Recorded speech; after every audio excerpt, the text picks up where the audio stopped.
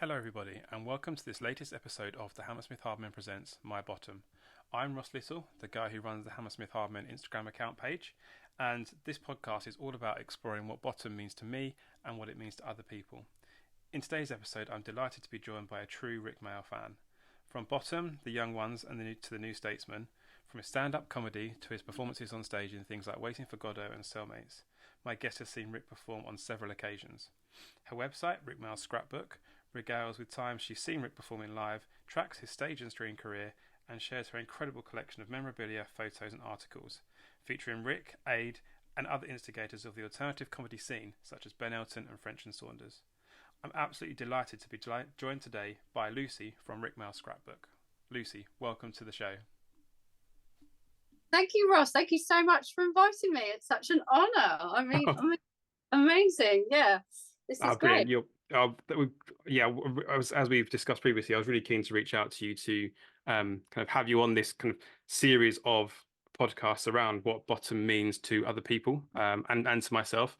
As I mentioned in the first episode with Helen, it's really about, this podcast is about finding out how people first discovered bottom, what drew them to it, what they find most endearing about it, and what it's meant to them in their lives. And I know from looking at your website, Rik Mayall Scrapbook, and your various social media platforms you have, I know what a big part Rik has played in your life.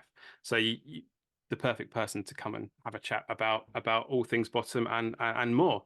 So yeah, I mean, let's start right at the beginning, I suppose. Where did your love for Rik start? I always loved watching comedy, from Terry and June to all your classic sitcoms, everything. My dad was always laughing and pranking and joking with me. So he watched things like Kick Up the 80s. I remember Kevin Turvey. I remember all of that. And I suppose, and I'm sure my parents watched The Young Ones as well.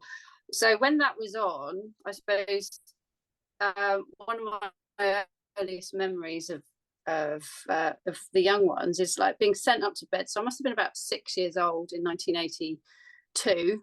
Sent up to bed, I could hear my parents laughing so much at the telly that I just couldn't get to sleep. I'm like, what on earth are they laughing at? This. I have to go and investigate. So I crept down the stairs and then opened the living room door. And that moment I entered the living door, this is how my memory is, whether it actually was, I don't know. I saw this punk come like crashing through the wall. So either that was the first episode or Bomb when he tries to, and missed, Yeah. So one of those early episodes, and it was just, I just saw this cartoon in front of me and I loved it, I think. My parents loved watching it. I've talked to them about it and they definitely watched it all. So the telly was always on and there wasn't many channels to choose from, but I always zoned into all the comedy. So I didn't really know who Rik was then, obviously, but that continued into my teenage years. And so I watched things like Filthy Rich and Cat Flap and Happy Families, The Young Ones, French and Saunders. Now, French and Saunders, two wonderful female inspirational people that I absolutely loved. And I think it was my love of them and the timing of getting a video recorder in 1988 that prompted me to then be able to record like the series off the telly and rewatch it, and then realise that, hang on a minute, they were in The Young Ones, weren't they? And then going back and investigating all the stuff that they'd done, and then everything was sort of all tying in together. I went to see French and Saunders, actually. That was my first sort of foray into going to see comedy live. Oh, really? Yeah. So that was your first experience was French and Saunders? Yeah.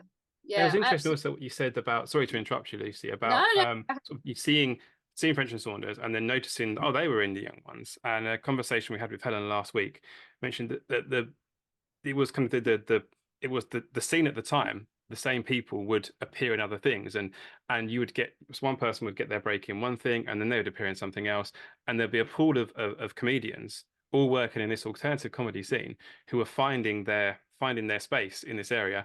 And yeah, you would see one thing and think, oh, I don't recognize them from there. I'm going to check that out. Then I'm going to check that out. So all of a Yeah, sudden, it exploded in that it way, was. and it Yeah, gave exactly. so many opportunities. Yeah, exactly like that. And obviously, sort of. So I was 5 in 1980. So I didn't reach. I wasn't 16 in 91. So that, real explosion. I was probably a little bit too young to realise who was who, but I was definitely clocking it all in. It was all going in my head. And then it wasn't until I went to see French and Saunders and got their programme. And I absolutely loved this programme. It was just full of pictures. And I ripped it up and tore it apart and plastered it all over my walls. And there was lots of little stills from the young ones and happy families and other bits and pieces and the comic strip and the comedy store.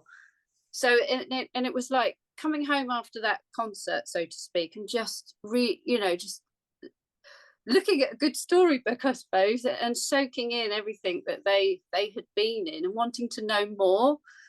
And then it was bringing back memories of, oh yeah, I remember watching that, and I remember watching that. But of course, we didn't have the facility to just touch a button and watch it on YouTube, for example, did No. we?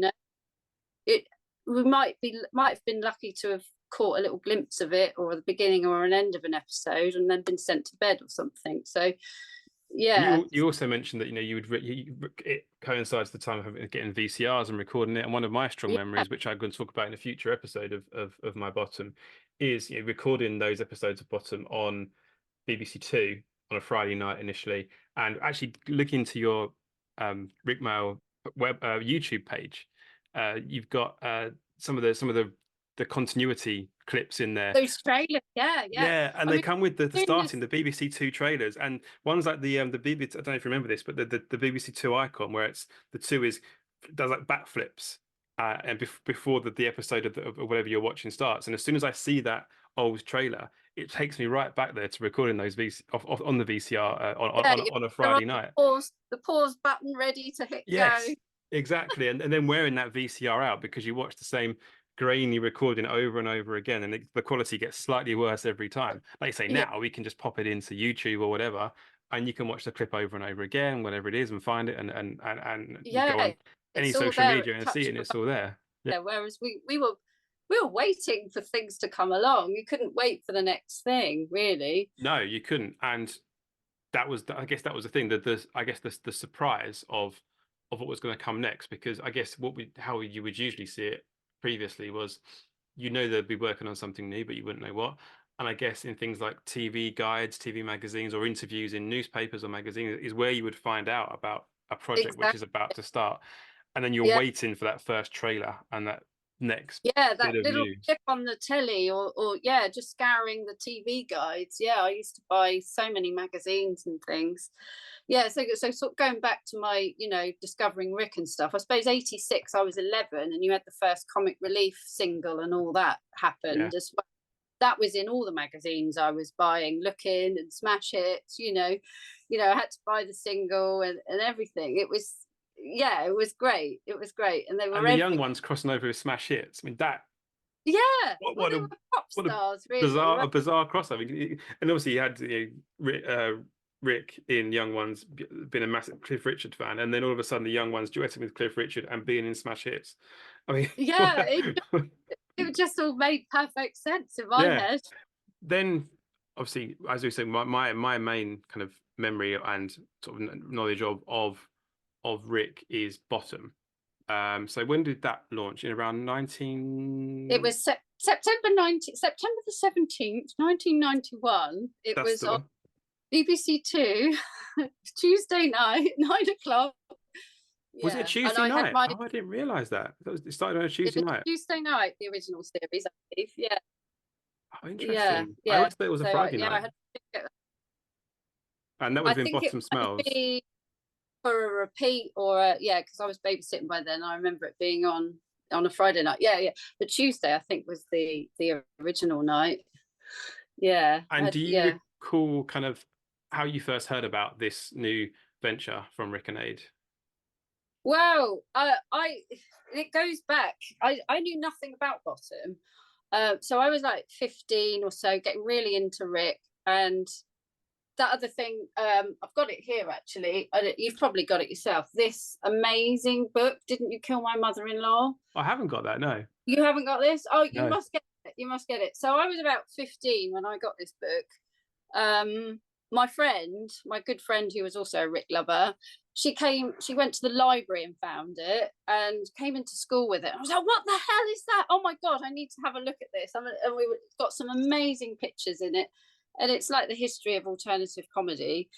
So just to say, Lisa, we're doing this on video, but I think the podcast is probably going to go out in audio, but we can put some clips out as well. If you just hold it up to the camera, so on the front, we've got Alexi Sale, Ben Elton, French and Saunders, Rik Ade, and Nigel Planar. Really the big hitters, isn't it? My friend went to the library and found this, came into school with it, and I was like, oh my God, let me borrow that after you. So and I devoured it. I'm not a big reader, but I absolutely devoured it. And then it was all those, like we were talking about earlier, all those things that they'd done, the Saturday Lives, the Dangerous Brothers, New Statesman, Blackadder, and then how the Comedy Store started and all that. And it just absolutely lit my brain up, I think. Something that pulls together that whole alternative comedy scene and puts it in one place for you. Exactly that. So and then when I one trip to London, I bought myself a copy, and this is the very copy. So where was I going with that? So by 1990, this was about, I was in my absolute like peak Rickness and writing fan letters. So me and my mate, we decided to write a fan letter to Rik. We didn't know where to send it to at all. So we just addressed it, Rik Mayall, BBC Television Centre. We thought, well, he must be popping in there all the time. Yeah, got his own office. Put in a huge stamped addressed envelope, hoping for a reply. No excuse here. You don't even have to pay for a postage here. We're sending you a big envelope. So we sent it off and thought nothing more of it. So that must have been end of 1990. Then in the new year, 91, our stamped addressed envelopes arrived with a signed picture of Rik as the New Statesman and a lovely, lovely letter. It wasn't handwritten, it was pre-typed, saying he'd been off to America being a movie star, and he's currently working on a new sitcom or new show with Ade called Bottom. And we thought, Bottom? What the hell? What's that? That was all we knew. So just to interject there, so the Rik going off to Hollywood, America to be a Hollywood actor would have been Drop Dead Fred. Am I right? Yeah, absolutely. So it would have been Drop Dead Fred. And then so that's what he'd been doing, and he was coming straight back to do Bottom. That's I did actually, again, I'm not familiar with the timelines of some of Rik's work, so it was interesting. That's quite close to the conception of Bottom. The actual pilot episode contest was recorded before he went to America, I reckon. It looked so much older. Yes, and that's the thing, isn't it? If you think about the timeline, I believe of it was Bottom 98 itself. That was recorded. It's so much slimmer, Age got more hair, and it's just a slightly different sort of atmosphere to it. Probably one of my favourites, actually. It is one of my favourite episodes. And just to sort of stick with contest for a second, that's something which I think I can't remember. I did a post about it recently, and there was quite a few comments from people saying that the whole episode itself just has this darker, right from the start, of Rik sticking his head in the oven, just to get Eddie to buy him a drink. All the way through, there's a much darker feel to it than any of the other episodes, and you can say it does have that pilot feel. They look slightly different. Ade's got hair, Eddie's got hair, and it's interesting. And then it's put as episode 3, I think. Instead of the first episode. Obviously, there was a thought process behind that. I think Bottom Smells, the opening episode, does give us more of an introduction to their characters, doesn't it, from the start? I guess it does. Yeah. So I have an interesting fact about obviously Gas as well, because that was the 4th episode to be filmed. They told us when I really went. for the second one to go out. Decided to put it out. Second. Yeah. Bring us on to Gas, I suppose, because I understand you were at the recording of that episode. Indeed. So obviously, going back to sending this fan letter and thinking, oh, they're writing a sitcom or something. We must go and see this. So I think the idea of that sprung because back in 89, 90, I remember being at a good friend of mine's house, and her older sister had just come back from a recording of Blackadder's Christmas Carol. Oh, nice. And I was like, ping, oh my God, you're in the audience. How amazing is that? You know, how did you manage that? Well, you just write off to Television Centre and then you get put on a waiting list. And then if you're lucky, you get sent some tickets. So that had obviously, you know, stuck in my head. And prior to Bottom, actually, me and my mate had managed to get tickets for the night of Comic Relief, the third night of Comic Relief as well, which was an amazing night. We were like desperately hoping Rik was going to be there, but of course he wasn't. But we saw so many other like famous comedians as well. So we'd been there and done that, and we knew like how the system worked, like the queuing and how to get in the front row, and just what it entails to go to Television Centre and everything. So armed with that experience, we thought, well, we've got to write and see if we can get tickets for Bottom. So we just wrote handwritten letter asking, can we have 3 tickets to see the new sitcom Bottom? And then a little postcard arrived back saying, oh yes, thank you for your application, your name's on the waiting list. If you're lucky enough to get tickets, they will be sent 7 to 10 days before the show. No idea when this was going to be recorded. So it could be any time. You will find out in a week's time. You could be going to watch an episode of a brand new sitcom being filmed, but it could be at any moment. It could be at any moment, and we might not even get tickets. You know, it wasn't a given at all. That's crazy. I don't know. I've never sat in an audience for a live audience at all. And I've always wondered how it works. I'm assuming it works a little bit differently now. I imagine you have to apply to specific things, but just that kind of you knew of something on the horizon, and you just wrote off. Yeah, and there you were, off the whim. I mean, we're 16 years old. We're in our last year at school. We had our GCSEs to take, and all we could talk about was, I hope these tickets for Bottom are going to arrive. You know, so yeah. I think people you're at that age having. And after that point, talking about Bottom and the young ones at school about anything when they should be really talking about school and focusing on exams probably was a very common thing along the way. Even I've just turned 40, and even sort of I always say I was at school and watched it with the back end of Bottom and we're sort of more series 3, and even then it was that's all anyone would talk about. And I was in primary school. Even the playground is what people would talk about when you're 8, 9, 10. Everyone was watching Bottom. Not getting half the jokes, but all they know is that there were some rude jokes and a shed load of slapstick. And those are the keys. Those are the key things. The equivalent, I suppose, with the young ones. So that was the playground talk. Yeah, because I'm just that 9, 10 years older than you. Yeah. So they're the same experiences. But then, so going back to your trip to watch Gas. Well, at that point, did you have any? What were your expectations? Did you have any idea what you were going to be seeing? We had nothing, no clue whatsoever. We just knew Rik and Ada were in it, and that was fine by us. We just wanted to see them, you know. We just to see them in the flesh there in front of us. And we got there so early. Oh my God, it was a boiling hot day, and we got there so early, and so we were the first in the queue, and then we were the first to be sat down in the front row. Oh. And we could not believe it, really. Yeah. So there was no expectations at all. No idea of the premise, the story, what characters they were. It was just, we knew it was going to be funny because they were in it. And what a choice! What a chance of episode to have as that first one, because it is one of the classic episodes, isn't it? Yeah. Well, we didn't know how lucky we were. We just did not know. We just revelled in the moment, I think, really. We sat down and, you have the monitors and the microphones and everything above you. You know, the microphones catching all your laughter, and the monitors are there to show any pre-recorded stuff.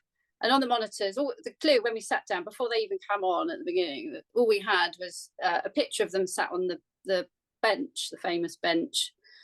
And Rik was crying, and Aid was, I don't know, whatever he was doing.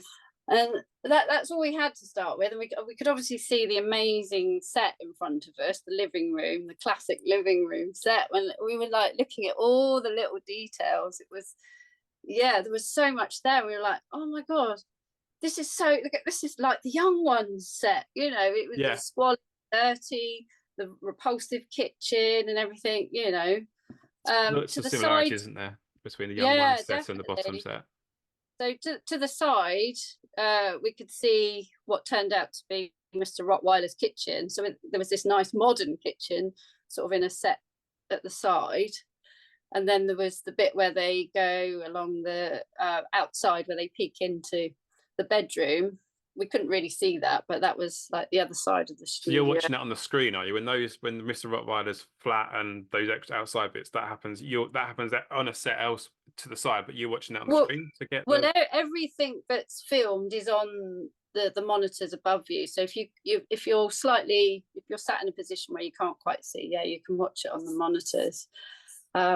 The bedroom was behind. They didn't put that in front of the live audience strategically. Yeah. So that all it was all done live in front of us, but it wasn't. We couldn't actually see it. Yeah. I guess when you're filming it all on set and you've just got one audience, you can't show everything, can you? It's No. But yeah, I mean, normally on things like this, they have a warm up comedian comes on, a separate warm up act, and some of them become famous, don't they? No warm up act here. They did the they came on with took the handheld mic. They're introduced, came on, stood right in front of us, you know, literally arm's distance. All we had was like a camera in front of us. And they did I could see the nervous energy, especially in Rik. Yeah. He was buzzing. They both were buzzing. Told their classic jokes and stuff that they always tell. And I think that's probably enough. For the people that were going to be there, were going to be pretty, you know, knowledgeable and there for Rik and Aid, and having them two come out for 2 or 3 minutes at the start is enough to get an audience warmed up, isn't it? I think. More than you don't need someone coming on doing 20 minutes of their own jokes unrelated to what you're about to see. You just want to if you get sight of those two, and they do their familiar types of humor, you're already ready to go. Exactly. You don't need anything else. No. I guess that's just remembering the atmosphere of the audience. It was buzzing. It really felt, well, I was 16 and excited, obviously. But their energy as well fed into the audience. And yeah, I just remember this electric atmosphere before the cameras had even started rolling, you know. And it's one of those episodes where a lot happens. You've already touched upon it by talking about the fact that you had the kitchen in front of you. You had Mr. Rottweiler's kitchen. You have the sort of the window balcony scene. You have the bedroom scene. There's also outside Mr. Rottweiler's front door. There's also them inside of their own front door when they kick the gas man out. It's one of those episodes where, because some of the episodes just happen in 2 or 3 shots, don't they? They all takes place in one room in the flat, on top of the Ferris wheel in a hole, for example. You know, a lot happens, but it's in one space. Here, you've got there's lots of different things happening in lots of different places, and the kind of the humor, I think, is relentless. It's one of probably the most quotable episodes. Yeah. And so again, to kind of be exposed to that as your first taste of Bottom, so to speak. Again, what were your initial thought? What was your initial kind of reaction to what you were seeing? If it's possible to describe that. It was difficult because I'm looking back at it now, but I like to think I was absolutely transfixed. I was just mesmerized by it all, really. And it all ran so smoothly. Yes, there were a few fluffs and things, and they were mucking about between takes, definitely, but it was so slick. It was so well rehearsed, and you could just tell it was something that they wrote it. They were really into it. It was something they cared about deeply, you know, and they wanted to get it right. It was amazing, really. It's interesting what you say about it being really slick and how much they cared about it, because you know the fluffs are kind of infamous. with Bottom, and whenever I do sort of posts that feature fluffs, they get probably the most interaction because you're just getting that little bit of Rik and Aid's personality aside Yeah. from that. It shows through, and you're getting them. They're still Rich and Eddie, and it's still Bottom, but it's Rik and it's Aid, and so but you can always tell that they're not just messed up. They are taking it very, very seriously. And Yeah, they will, when they definitely. mess up, they will obviously make a joke about it. And Rik never misses an opportunity to play up to the camera, which that's one of the Yeah. reasons why he's endeared to so many people because of just because of his personality. But yeah, Well, yeah. you can tell how much they absolutely put everything behind this show and how seriously they took it. Exactly that. The first sort of cut, I suppose, because yeah, we were sat like, okay, we'll introduce the show. They were sat excited and nervous at the kitchen table with their playing cards and everything. It's like camera action roll. So the titles went up. We first time hearing the theme tune, and then bang, they went straight into that first dialogue. And oh, what have you got? 5 kings or whatever it is. And there's a moment, and it all went really smoothly. And then there's a moment when Rik slaps his cards down on the chair. There's like a cut, and then he slaps some cards down on the chair. So obviously they didn't capture that in the first take. So the first, right, okay, we have a break. Rik, can you just put the cards down on the chair, please? So yeah, they filmed that bit, and then he goes, "Was that it?" And that cracked me and my mate up. We could not stop laughing. Just the way he said it and his reaction to the audience and everything. And this is only a few minutes in, really, isn't it? And we could not stop laughing. And he clocked us. He went, "You two, out. Go on, get out." And we just carried on laughing even more. Yeah. So it wasn't because they didn't need to do that because it was a mistake. It was just they wanted a different camera shot, Yes, yeah, and that's the thing, isn't it? They want different camera shots, but you've got to keep the continuity, and they've got to retake certain bits to make sure that it all again. And he would have been a professional. He'd have appreciated that, but also it was an opportunity to make a bit of a joke as well. Yeah, exactly. Keep the audience going, and it's just them being them, isn't it? As well. Oh, the other thing I remember is because it was such a hot day as well, really, really hot day. There was probably air conditioning, but it wasn't doing a lot. They were given these like handheld fans, and that was giving them like a real opportunity for a prop of amazing humour between takes and stuff. Yeah, they were messing about with that a lot because Rik sweats a lot, doesn't he? He does, yes. And yeah, the makeup girls were constantly sorting his hair out between takes and powdering him down, and he would have to go off and change his shirt several times as well. Yeah, I was going to say, I wonder how many shirts he got through in per episode. Absolutely loads. I'm sure there's hundreds of white shirts that he must have worn throughout.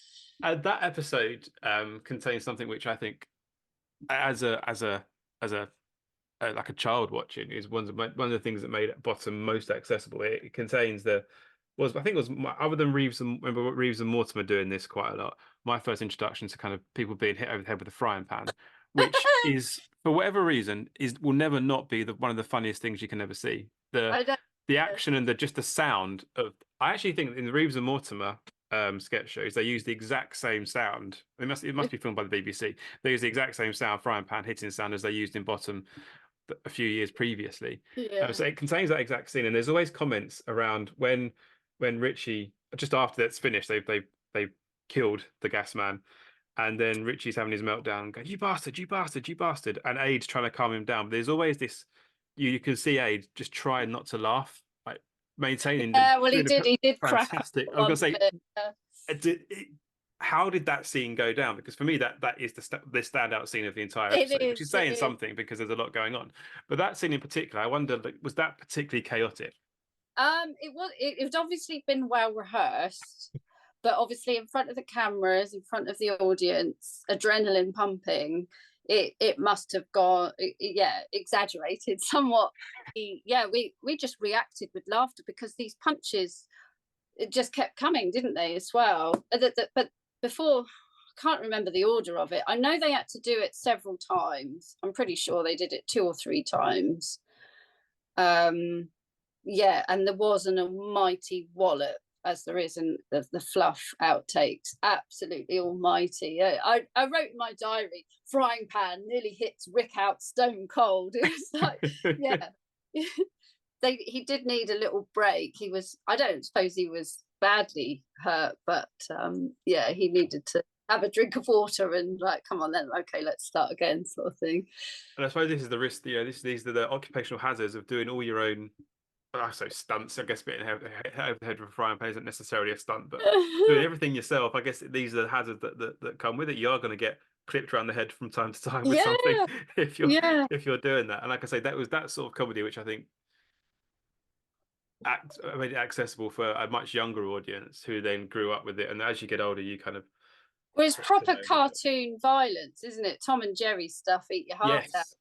You mentioned about the young ones being quite cartoon-like, and Bottom is similar. And again, that's where it sort of crosses over and bridges some gaps, I think. That's where it appeals to the younger audience. They don't understand all the naughtiness, but yeah, visually, that's where it appeals, doesn't it, to the youngsters? But the frying pan bit, I'm sure when I watch it, because I've watched it a lot, it's difficult but they obviously picked out. They had several takes to choose from, and they've been carefully edited. So they definitely put in that there's like an almighty wallop, and the audience go wild. And I'm pretty sure that's the actual wallop that he got, and then it like cuts into another take. So that was what was quite interesting, was just seeing the whole work in progress as well of a show like that, and then how it's all sliced and put together, and then seeing the final edit on the telly was really, really interesting. Yeah. And are you able to, at any point, given that you were down the front, and I would imagine you were doing a lot of laughing, are you able to make out any of your own laughter on the track? Well, not a little bit. I know there's a bit when Aid's got the cricket bat and he kind of holds it up and there's silence and there's a little giggle, and I'm pretty sure that's me. That's the only bit I can distinguish that's me, but I can definitely hear my mate quite a lot throughout. Yeah. And as you said that, I immediately thought back to him just creeping up with the cricket bat and then stopping with it behind it, then pretending to scratch his back. And it's just so ridiculous, but well, yeah, so funny. The other bit I remember that they had to do several times. Now I can imagine this being quite tricky because they've got cameras and they've got doors and they've got windows and all sorts to try and do, is when the gas they try and chuck the gas man out, don't they? And he's leaning over the window and he wakes up, oh my head, and they try and then get him out and chuck him down the stairs. Yeah, there was a few fluff lines and just timing issues with that and getting the camera angles right that they had to do several times, according to my diary anyway. So that diary, that's I'm assuming you still have that. Oh God, yeah. And there's no way I would have remembered all this had I not the next day made an absolute effort to write it all down in such detail. I think all those memories would have been lost to time. So I'm glad I did. I'm so glad I did. Yeah, because I hadn't watched it for years and years. I watched it incessantly as a teenager. And I'm sure plenty of your listeners would have done this as well, is record it onto cassette tape, orderly, via the telly, so I could listen to it on my Walkman. Yeah, you know, if I'd long ever. And I did used to listen to Gas a lot, so I knew it like a good song. Really, the lyrics, you know, the dialogue was like a good song lyric to me. And but then, you know, you grow up and I forgot all about it, and well, not forgot, but put it to bed, sort of thing, and had children. You know, life takes over. Life takes over, and then revisiting it and watching it again after a long break of not seeing it was an absolute joy, I must say, because I had forgotten not totally forgotten, it all came flooding back, but I'd forgotten how well scripted it was because I was so familiar with it, so used to it. It was like seeing it with fresh eyes again. And yeah, when That's you wonderful. discover something good, you almost want to eradicate your memory, don't you, to be able to relive it again. And that's kind of what I did, I suppose. There are things like you Yeah. say you've loved at some point. It would be great to be able to watch Bottom completely for the first time, Yeah. erase your memory and just watch it for the first time. And I think you touched on a really good point there. You know, it is so well scripted. You expect that from a Rik and Mm, piece of work, but the dialogue is outstanding. Some of the wordplay, yeah. I think there's episodes like Whole, like Culture, where it's just the two of them. You know, Yeah. episodes where there's nothing but them two in a very small space. Aside from, you know, the slapstick and the fights and things like that, it relies so heavily on you couldn't have episodes like Hold and Culture without really strong scripts. And that's something which I think, well, from a lot of the followers that we have on Hammersmith Hardmen and people like yourselves and the people you would have spent time with would appreciate that. But I think more widely, I don't think that it is as appreciated as it could be. People look at No. Bottom and think, oh, it's just it's like they make jokes about in the live shows. It's just a string of knob gags and fart jokes and frying pan hits. But you can't have the sorts of episodes that they did at Bottom without absolutely brilliant scripts, which Yeah. was a given. Yeah, yeah, the dialogue and the scripts are amazing. Yeah, one of the other favorites. Yeah, you've got Culture as well. Yeah, it is one of my absolute favorites So too. do you have an other than Gas? You take Gas out of the equation because obviously you were there. I mean, that's going to be your favorite episode without a doubt. Do you have another favorite episode? You mentioned Culture, but is there any Yeah, other? the pilot Oh, is, of course, yeah, yes. is absolutely, yeah, really, really good. I must have watched that equally as amount as Gas. So Contest and Culture, definitely. And it's that two-hander. It's that you could transfer it on the stage. It Yeah. could be a stage play, really. I suppose that's one of the reasons why it did transfer so easily onto stage. We sort of move away from the episodes short briefly, because obviously it did spawn 5 live shows across about 9 8 9 years. They did live shows Yeah, across. yeah. And I understand from you looking through the Rik Mayall Scrapbook website, you went to the first one, not once but twice. I did, yeah. See, I saw the first one at Portsmouth Guildhall, so that would have been May '93. Now, I must add, my mum came with me. She's come with me on every single occasion I've seen Rik. She doesn't realise how lucky she is at all. And I speak to her about the Gas recording, and she remembers nothing. I say, Mum, you were taking up a seat of a fan that would have appreciated it a Oh, lot more. doesn't remember anything from it. Wow. Yeah, She that's doesn't a shame. remember a lot at Oh, all, sadly. But yeah, she was basically my chaperone. So the first Bottom Live was at Portsmouth. I went to see with my mum, and I enjoyed it. It was fine. It was good. I mean, people love the Bottom Lives. I was okay with it. I must admit, I'd been spoilt, hadn't I? Really sat there watching Bottom Gas, and now this thing that was completely unknown to me, and that I was there like in its infancy and its birth kind of thing, and then going into college. I started college in '91.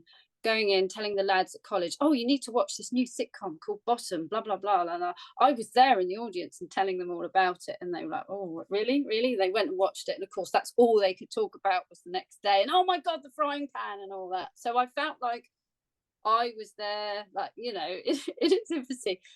Then suddenly it erupted, didn't it? You had the first, second series. Then '93, it was going on tour. I thought, well, I've got to go and see it. yeah. But it was becoming more mainstream. And although I enjoyed it, it was a great evening out. I must admit, I don't actually remember an awful lot about it. I was 18 by this time as well. But I obviously enjoyed it enough because I went to see it again, didn't I? Yes, yes. Just to make sure, you know, just to make sure that it was all right. And that was at Southampton Mayflower. So, and Southampton Mayflower was where they chose to film it Yes, as it well. was.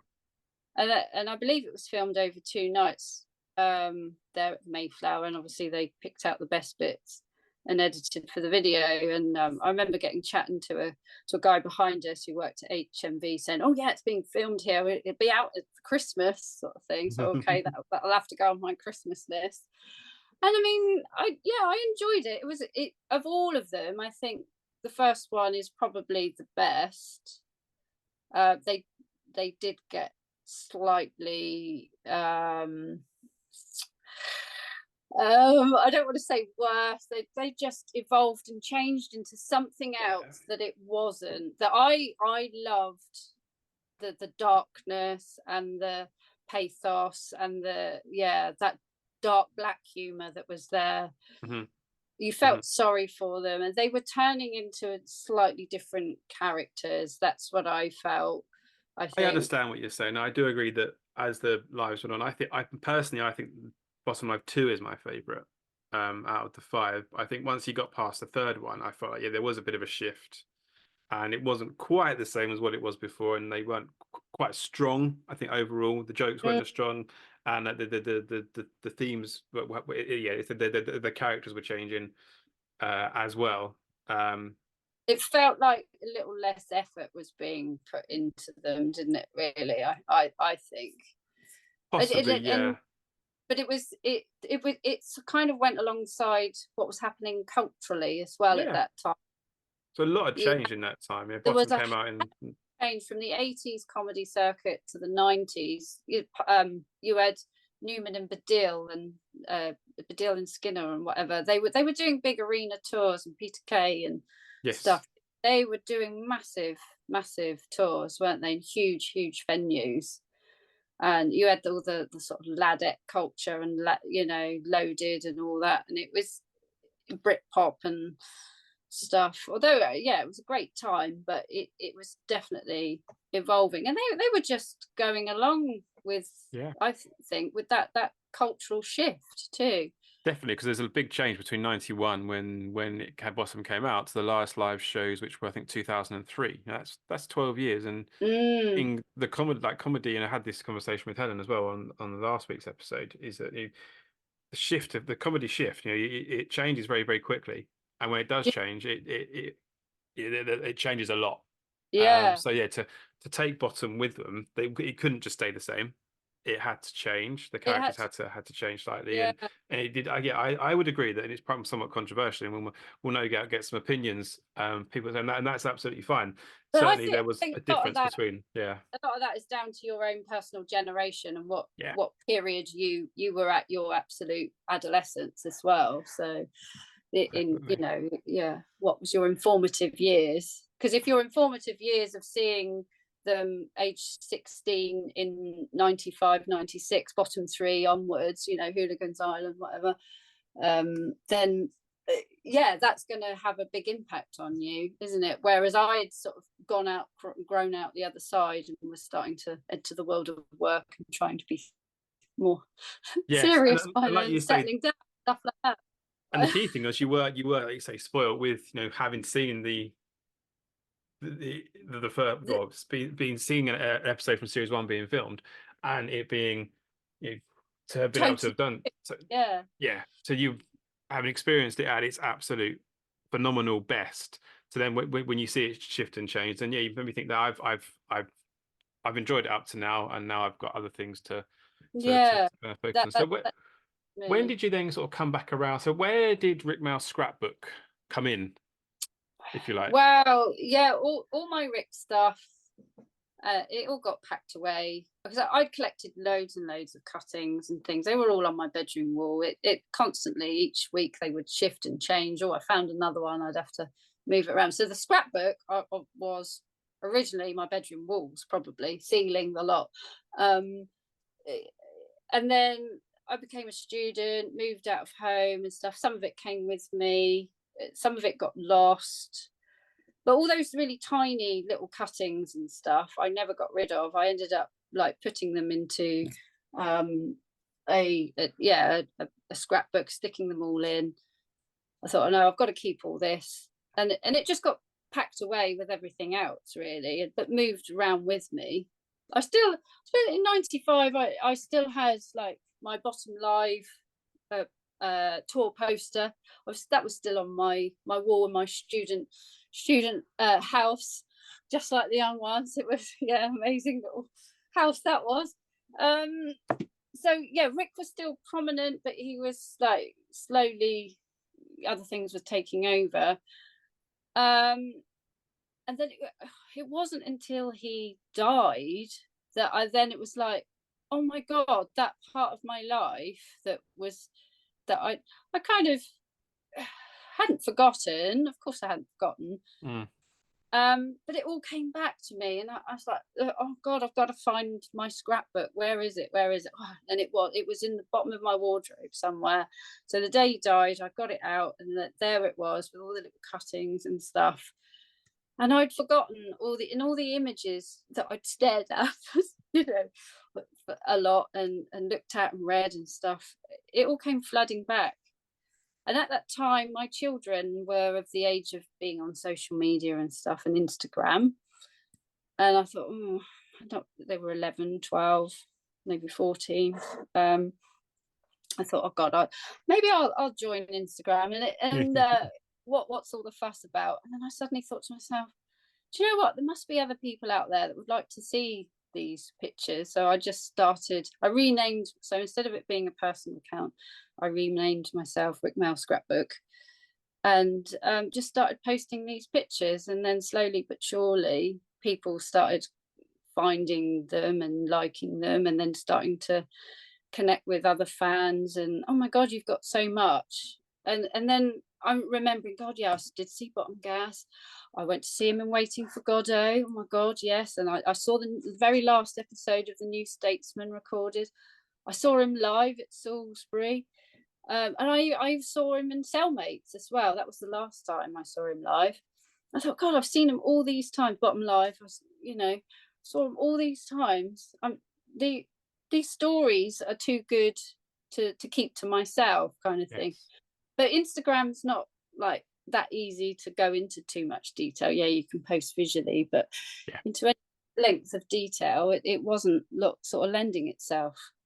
And I thought, wow, it'd be good to like set up a website of some sort, because I'm sure there must be, there's other stories out there. Loads of people have met him, and it just evolved like that. Really, I'd no clue on how to put together a website. I'm not particularly technical, so I persevered, and slowly but surely I started to piece something together and find all the pictures again and scan those, and go back through my diary as well. Thank God I'd written so much of that down as well.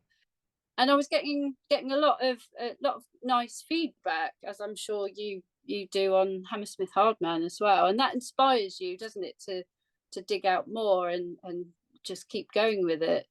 It definitely does. And what I would say is, especially when I first started doing the Instagram account, when I was just looking for, before I figured out how to do videos, before I figured out how to do other things like me, I was just looking for pictures. So you just Google like Bottom Richie Devil, for example, for something from Terror. And so I was just Googling all these different types, all these different combinations of words around Bottom. Be careful if you do that, by the way. Just say that. I say that now because I've learned to make sure I'm very careful about what I Google when I Google Bottom. Just a tip there. And 9 times out of 10 ish, I'd say it's something from your website or a YouTube video from your YouTube account. Have you got a pin? You got a Pinterest as well, haven't you? I think I sort of you had a Pinterest. Yes, yeah. That's what comes up. It's something from your account. Really? Aside from any kind of screen grabs that people have just done from a show, it's what Rik Mayall Scrapbook is kind of the main resource for the things that you wouldn't find elsewhere. Like you said, you have all these things in your original scrapbook, the cut-ins and the clips and the things like that. Those are the things that, if you didn't have Rik Mayall Scrapbook, if you didn't exist online, a lot of those things, they wouldn't be there. So to access, I know I've shared on my account a couple of the adverts that we discussed before, which people absolutely love, and I think hopefully I've credited you every time I've done it. But again, those adverts don't exist on YouTube or anywhere online without you finding them and transferring them on Yeah, there. without me, taking the effort to think, oh God, yeah, let's put these on YouTube. Yeah, because when that video recorder was like the gift that kept giving, you Mm. know, I had to try and sit there and wait and try and capture his Nintendo adverts and other little and interviews and stuff. I thought I'd captured quite a lot. I mean, there's tons out there really, but it made sense to just get them out there for other people to see. Really, yeah. You know, one of my favorite things is on your channel, and when I knew it, I think I watched it at the time, but this is a long time ago now. And one that I still cannot get my head around is Rick and Aid on Live and Kicking, talking about the live show, which is on Yeah, DVD and VHS and 18, right? yeah. And what on who on earth? They must have been having some sort of like joke. They must have been like, I love bottoms. I want to get Rick and Aid on. Who thought it would be a good idea to put I know. Rick and Aid on Live and Kicking? Because I know that again, we've talked about this, but I know they had an audience of younger people, of children. But I just watching them interact. I think it's Sarah Green, isn't it? I think they're interacting Yeah, with. Sarah I just Green. looking at them interacted, and like everyone there's got no idea why they're there, but you still got the kids ringing in and asking very good and interesting questions about the Yeah, live show, but they can't really show anything from the live show because it's all too rude. I just find I've watched that a few times and it's hilarious, but I still looking back and think, how I why don't know why because did they do? it was the very last episode, if I'm right. So maybe they thought, oh, what the hell? Let's just go Oh, for potentially, yes. There you so go. That would be a good explanation. lose, did they? Again, Yeah, stuff like that yeah, without Rik Mayall Scrapbook, I don't think I would ever have found that again. And you've got lots of Rik Mayall Presents on there as well, haven't you? Rik yeah, Mayall Presents uh, clips on there. yeah. Really good. Well, that was I recorded all of those. Yeah, yeah. See, that was he was doing that, and that was being recorded at the same time as it was on telly, the same time as they were on tour in Bottom live. Hmm. So you heard him being in Dancing Queen and Briefest Encounter and stuff on the Yeah, telly, and then being interviewed, and there was a lot going on really when you think about it. there Um, was. And just thinking back, also something that you shared very, very recently. I think this within the last sort of 6 months, you went to visit Andy Delator. yeah, And for listeners who aren't familiar with Andy Delator, you may not recognize his name. Hopefully, many of you will. But if you don't recognize his name, you will recognize him as Chief Inspector Grobbelaar from the the episode very same, Parade, and the very talked about same, that. who is a good friend of Rick's. And I'll let you explain what you did. But they basically, Rick toured and Andy supported him. Am I right? Yeah, well, Andy knows him way back, I think, from the early days of the Comedy Store and the comic strip and stuff. And Ben, and Rick did Edinburgh in '83, I believe, as well. But Andy basically, he was just clearing out his attic and found a poster. And he's at that age now where he doesn't want to keep everything, I don't think. And it did, just like you say, just went online and Googled, and I came up almost straight away. He said he didn't have to search very much and found me almost straight away, which I was like, wow. And just sent me a little contact detail via the website saying, been clearing out my attic, I found this poster, would you like it? When I toured with Rick. First of all, I thought, this has got to be a joke. Is this for real? But no, I emailed back and he's no, if you can arrange to come and collect it, then it's yours. I'd like to give it to you. Wow. And it was from the 1998 tour that he did with Rick, which straddled into 1990. 100-date tour they did. Yes, I remember seeing it was a 100-date tour, which is 100-date tour, famous incredible. 100-date tour. Yeah. Absolutely incredible. Yeah. Oh, and the other bit that's happened recently, I don't know if you're aware, is I've collaborated with another podcasto Cat Flappo Jeffers, Yes, who we is follow them on Instagram. Yes. they're amazing podcast all about Filthy Rich and Cat Flap, which is a absolute blast. If none of your listeners have seen it, you must go and watch Filthy Rich and Cat Flap. It definitely is the middleman between the young ones and Bottom, and some very rare early audio recording of a fan recorded Rik in the audience of their 1986 tour in Australia. I think it's the very last show they did in Perth. So Jeffers has cleaned it up and made it much better quality, and we've put it on YouTube, and it's on his podcast to listen to, and it is absolutely amazing. Yeah, really, really, really good. Wow, that's probably worth something. A brand new piece of Rik recording that's probably never been heard before unless you were there. Yeah, exactly that. So that's the Filthy Rich, and I'll do a link to it after the cast. So it's the Filthy Rich and Cat Flap podcast. Yeah. They're available on Instagram. I'll do a link to them and shout out. But that's definitely worth. I haven't listened to it. I was aware of it, but I haven't listened to it yet. But I will do. And that's phenomenal. And that again, I think it just shows the reach of where we are now to be able to have if the world of podcasting didn't exist, if the world of sharing all we can online didn't exist, that person with that recording wouldn't have been able to reach out to anyone, and that would have just stayed as their recording somewhere. Wouldn't have it to listen to, would we? And at the touch of a button as well. And speaking to Andy, to tie it into seeing Andy, we were discussing the footage of Rik's live performances, because I saw him live in '92 in Salisbury City Hall, and I consider myself lucky to have seen his live performance then, because I thought I'd missed the boat, because the big tours happened in the '80s. I was way too young. I would have loved to have seen him and Ben on tour for sure. And Andy himself said there just isn't much recording or footage or anything documented on his live stand-up performances. Now Andy himself has got some footage, VHS footage. He showed me on his laptop a little bit of it. It's a bit blurry and a bit not all that good visually, but you can just about make out his act on there. It's from the Painting Show in 1990, I believe it is, or 98.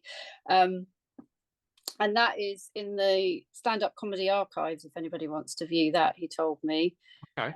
There just isn't much stuff out there of him live. You think that tour, 100-date tour, he was at the peak, really, of his drawing big crowds, big theatres, etc. Obviously all the Bottom lives were recorded. It was all then put out on VHS, but was it just slightly too early to be recorded on VHS to then be sold, or what? Do you know what I mean? That would have been an absolute prime moment for that tour to have been recorded, because by the 90s everybody was releasing videos and VHSs and stuff. But was stand-up what did people want to buy stand-up VHSs, or was stand-up still something you went to see a stand-up show if you liked that person? I suppose it was. If you didn't, despite the fact that they could do 100 nights, that shows the popularity. It does feel like the last sort of 10-15 years where stand-up has become sort of front and center of comedy, where you've got comedians doing arenas. You've got your stand-up comedians in the O2 and Netflix specials and things like that, which I feel like there's been, again, I guess it's another shift in comedy, isn't it? It's evolution of comedy. Definitely. Things have changed. So although it's always been there, stand-up, I don't know if then it had the wider draw. No. So if you didn't like that, if you weren't interested in Rik and his and Andy or Ben Elton or whatever, you weren't going to go and see them, and you probably wouldn't be interested in looking at getting the VHS or the DVD later on. Whereas now, I think I think stand-up comedy is as popular as it's ever been. Because Ben Elton himself had, I remember the Ben Elton Live. That was like an edited highlight, so it's had like a pink letters on it. I used to watch that over and over again. That was like a compilation of a lot of his live material from a tour of his, sort of around that time as well. So so it wasn't, I don't know, it's a shame that Rik's performance of that time wasn't immortalized in a VHS, really. And even in '92, when I saw him, I'm sure he was just fitting in a few dates because he wanted to tour. He wanted to get out there in front of a live audience. It definitely wasn't for the money. It was definitely for the love, because I was like, where's the program? Where's the t-shirt? There Yeah, was all the nothing. merch. Where's the merch? Yeah, '92. You're thinking, well, I want to buy something. I want a souvenir, but no, absolutely nothing. Which was why I then wrote to the theatre and said, oh yeah, I really loved the show. It was amazing, but I wasn't able to buy anything. And then they ended up sending me the Salisbury City Hall poster Yes, of the again, tour. I can see that behind you. That's it. We're Yeah. recording this audio, and I'll put some video clips out. We're doing this in audio, but you are sitting now. Just to digress, away, you are sitting in it, which I guess is it your Rik room? Because It's from what I can tell, it like is incredible. it's like the dining half of my living room, yeah, with Rik all around me, all the VHSs and bottom mugs and stuff. Which I have to say, it isn't all mine. Half of this, all these VHS and stuff, belonged to a great mate of mine who I know will be listening, Sean Gibson. Hi, Sean. Hi, Um, Sean. Now we actually, if it hadn't been for the website, we would have not have met and become such great mates. He sent in his story of going to see Bottom live 3. So if you want another guest, get in I touch with do. Sean. I shall.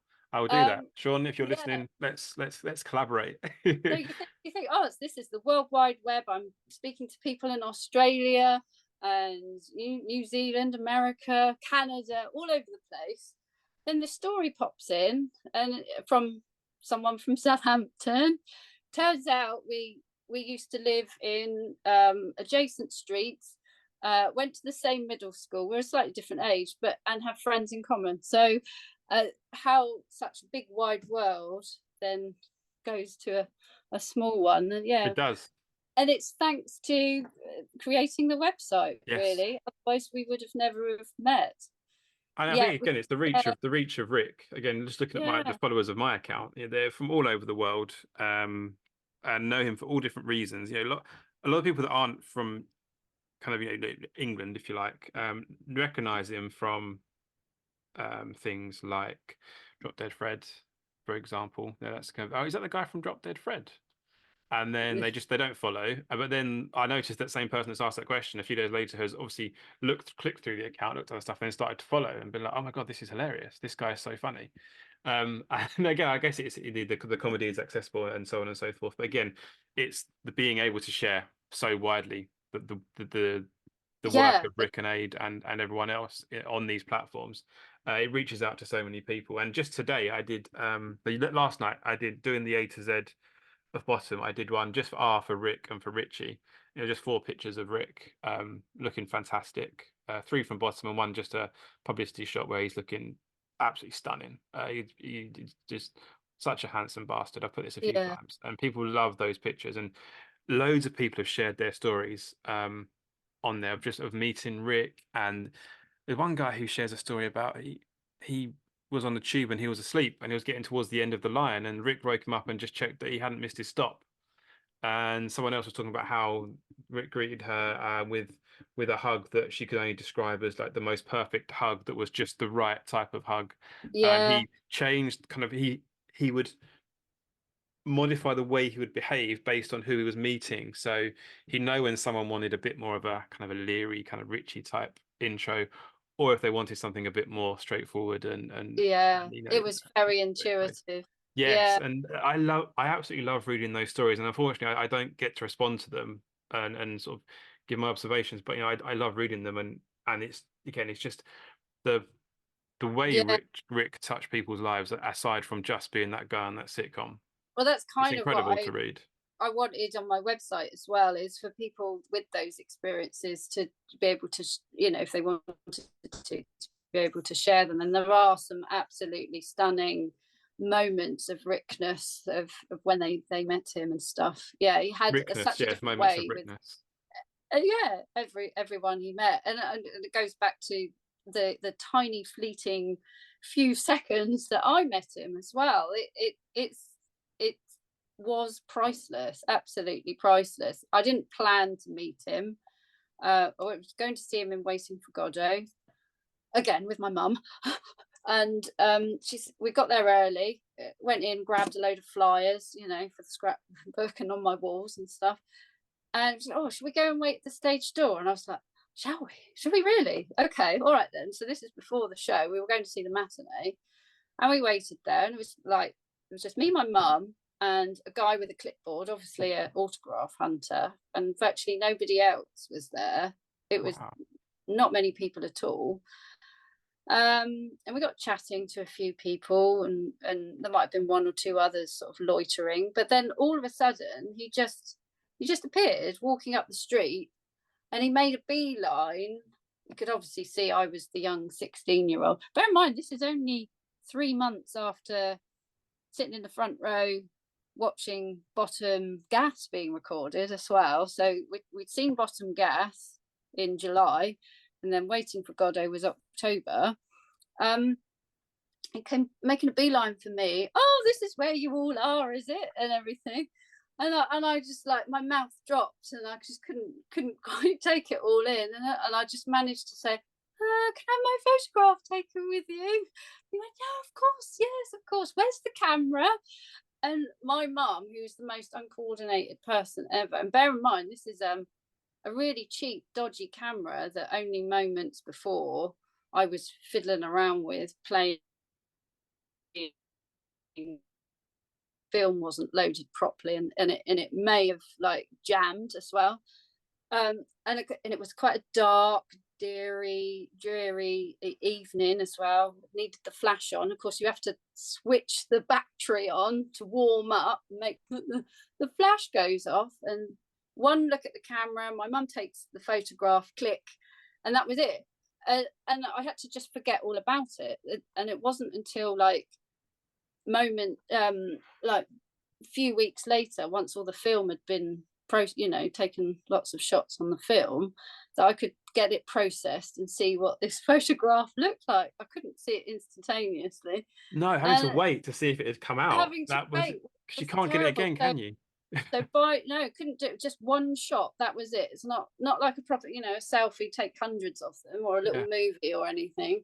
But in that moment, he made me feel really, really special, and signed my autograph book, put his arm around me or whatever it was, leaned over, I think, nearly pushed me over, and just made sure everybody that was waiting at the stage door got some kind of little bit of attention until they went into the theatre. Yeah, and then once I got that film developed, however many weeks later that was, I could not believe the photograph that was taken, which is my profile picture on Instagram. Yeah, I'm familiar with that picture. Yeah, it's a great picture. It's a great picture, and again, you can see he looks like he's genuinely happy to be taking that picture.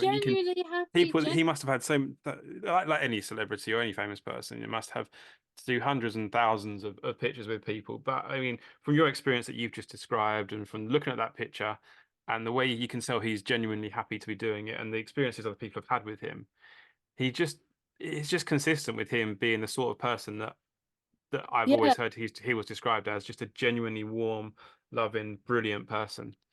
And I guess this is probably a good way to sort of start to round up our chat today, which has been amazing. All being well, this podcast will go out on the 7th of March, which would have been Rik's 66th birthday, I believe. So yeah, that's where we are. Happy birthday to Rik for today. So yeah, I think that's probably a good place to round this up. So, Lucy, thank you very much for joining me on today's podcast episode of My Bottom.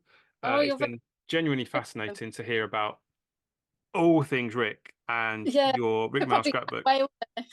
So, listeners who aren't familiar with Lucy's content, so we've got www.rikmayallscrapbook.com is the website.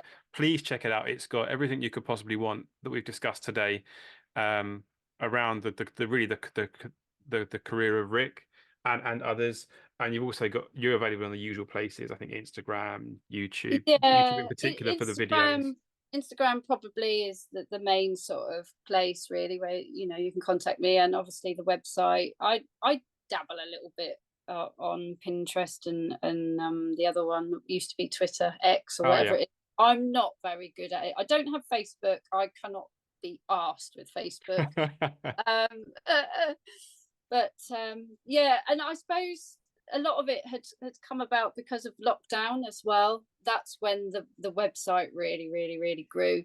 So if you're inspired by anything you've heard, or you were there, or you have a great story to share, then please get in touch and we can add you to the scrapbook as well, please, listeners.